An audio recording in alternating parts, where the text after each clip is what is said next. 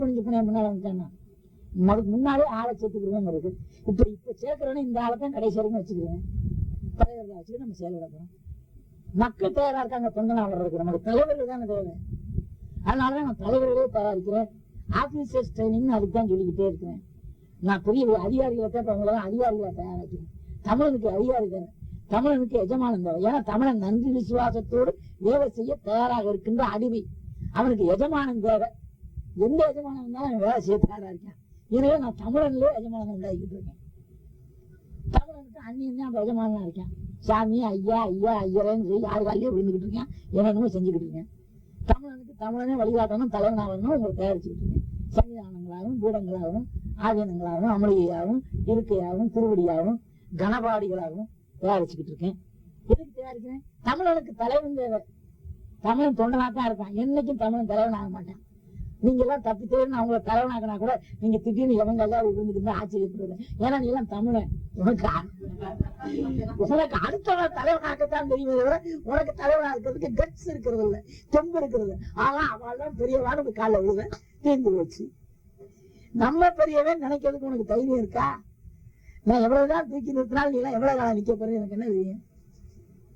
இந்த கேவலமான நிலை தமிழ் சமுதாயத்தில் இருக்கேங்கிறதான் 10 ஆண்டுல இன்னும் 15 ஆண்டு ஆனாலும் நம்ம நினைக்கிற அளவுக்கு இப்பவும் என்கிட்ட ஆயிரக்கணக்கில் தொண்டர்கள் இருந்தாலும் நான் நினைக்கிற மாதிரி சில நூற்றுக்கணக்கில் சில தலைவர்கள் எனக்கு தேவை.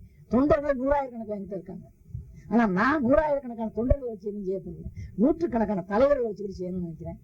ஏன்னா அந்த தொண்டர்கள் இருந்து தலைவர்களை உருவாக்கி அவங்களுக்கு தனியா ட்ரைனிங் கொடுத்துக்கிட்டே இருக்கிறேன். உங்களெல்லாம் தலைவர்களா தயாரிக்கணும்னு அதுதான் சொல்றேன். நான் தலைவர்களை தயாரிச்சு வெளியில அனுப்பிச்சா போதும். தொண்டர்கள் காத்துக்கிட்டு இருக்கேன். நீ போனவுன்னா எங்க தலைவர் வாழ்க்கை தோல்ல தூக்கிட்டு போயிடுவேன். ஆனா நீ உண்மையை தலைவனா இருக்கணும். நீ இன்னொருத்தங்க காலில் வந்து இவராண்டா ஏன் தலைவர் அப்படின்னு காட்ட, அப்ப அவனுக்கு 2ஆம் தர தலைவனாயிரும். நீ முதல் தலைவி எவனும் எவனை கல்யாணம் பண்ணி கொண்டு வெளிநாட்டுல பொம்பளை வைக்கிறாங்கிற கதையா? நீ எவ்வளவு வாடா தொண்டர்களுக்கு இன்னொருத்தங்க அறை வைக்கக்கூடாது. தமிழ்நாட்டு அரசியல் அப்படித்தானே. தலைவன் ஒரு எம்எல்ஏ என்று இன்னொரு கட்சிக்கு மாறானா பின்னாடி அந்த அடுத்த கட்சிக்கு போயிடுறேன். அப்புறம் இந்த கட்சிக்கு வந்து அவன் அந்த கட்சிக்கு வந்துடுறேன்.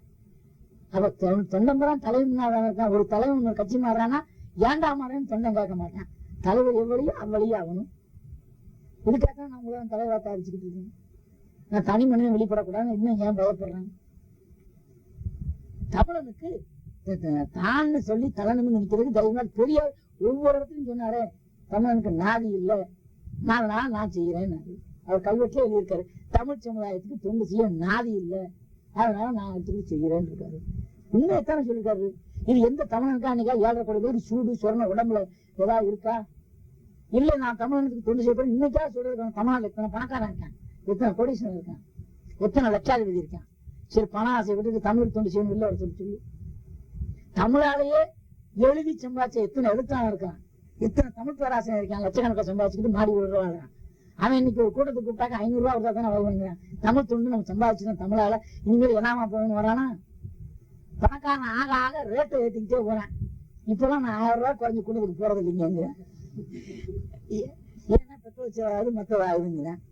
ஏன்டா இப்ப கார் வச்சுக்கிற அளவுக்கு நீ வசதி ஆகிட்டு நீ எனாமாவே கூட்டத்துக்கு போலாமே, நீயே கார் கொடுத்து பேச வரேன்னு எல்லா பள்ளிகளுக்கும் பேசலாமேன்னா அது சீப் ஆகிடுங்கிறேன். அப்ப இதெல்லாம் இப்படி தமிழை வர வைக்க போறேன். இதுதான் இந்த தமிழுக்கு நான் செஞ்சுக்கிட்டு இருக்கிறது. இப்ப நானும் என்ன சொல்றேன், என்னை விட வேற நாதி இல்லை, வேற வழி இல்லை, இல்லாட்டி இந்து மதமே அழிஞ்சு போடும். இந்து மதத்தின் பேரால் இருக்கக்கூடிய எல்லா ஆச்சாரிய சுவாமிகளும் சரி, எல்லா பீடாதிபதிகளும் மிடாதிபதிகளும் சரி, எல்லா பயிர்களும் குறுகிய நோக்கம் முட்டா பயலா இருக்கிறான். எல்லா பேரும் இல்லாட்டி வெறி பிடிச்ச பயலா இருக்கிறான், இல்லாட்டி அயோக்கிய பயலா திருட்டு பயலா இருக்கிறேன். அதனால அல்ல தெரியாது குருட்டு பேரா இருக்க, திருட்டு பேரா இருக்காடா குருட்டு பேரா இருக்காடான்னு சொல்லி நான் வெளிச்சம் காட்டுறதுக்காக நான் வந்துகிட்டு இருக்கேன். இல்லைன்னா என் வேலையை நான் பார்த்துக்கிட்டு இருக்கேன். மதத்தை பற்றி உண்மையிலான நான் தான் சொல்லி தொலையணும், வேற வழி இல்லை. அதையும் தமிழ் இருக்குன்னு சொல்லி தொலையணும். தமிழனுக்கு தன்னுடைய சித்தனர் தான் இந்து மதம் ஆச்சுன்னா இன்னும் தெரியாது. இல்ல ஐயர்கள் தான் குடிமையில கட்டிக்கிட்டு வந்தாங்க கோயிலெல்லாம் சொல்றாங்க. ஐயர் வந்துதான் கோயிலுக்கு கட்டினாங்க ஊர்ல இருந்து. ஆரியர்கள் நாட்டுக்கு வர்றதுக்கு முன்னாலே கீழே நம்மகிட்ட ஏராளமான கோயில் இருக்கு, பாடல் இருக்கு, இலக்கியம் இருக்கு, சங்க காலத்துல இருக்கு. கிடையாது சம்ஸ்கிருதம். ஆரியர்கள் வந்த பிறகுதான் மொழி அறிஞ்சிக்கு வரும்போது அவங்களுடைய மொழிக்கு வைத்து கிடையாது. அதான் சொன்னேன், நான் எங்க தாத்தாவுக்கு பேர் வச்சேன்னு சொல்ற மாதிரி ஆரியர்களுக்கு மொழி கிடையாது. எவிடன்ஸ் இதுதான். 2வது சம்ஸ்கிருதத்துல இருக்க ஆனா அவன்னா தமிழ்ல இருந்து போனதுதான், அதுவே போதுமே.